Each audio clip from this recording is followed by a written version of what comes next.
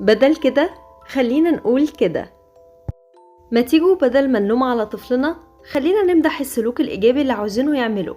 زي مثلا بدل ما أقوله قلتلك خلي بالك مليون مرة انت ما بتسمعش الكلام، تعالوا نجرب نقوله خلي بالك وانت بتجري علشان ما تتخبطش تاني علشان سلامتك تهمني. وبدل ما نقوله طبعا انت السبب زي كل مرة، تعالوا نجرب نقوله احكي لي ايه اللي حصل.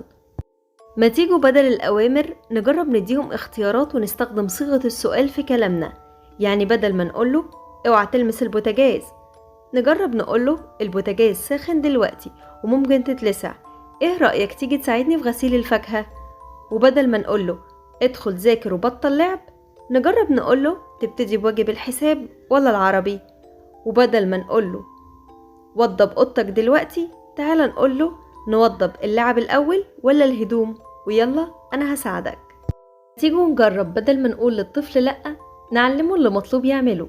يعني بدل ما أقوله بطل ترمي الأكل تعالوا نجرب نقوله واضح انك خلصت أكل أنا هشيل الطبق. وبدل ما أقوله بطل صريخ تعال نقوله خلينا نتكلم بصوت واطي. وبدل ما أقوله بطل ضرب تعال نجرب نقوله ايدينا دي بناكل بيها وبنكتب بيها ونطبطب بيها على الناس مش للضرب. لو عاوزين جزء تاني اكتبولي في الكومنتات.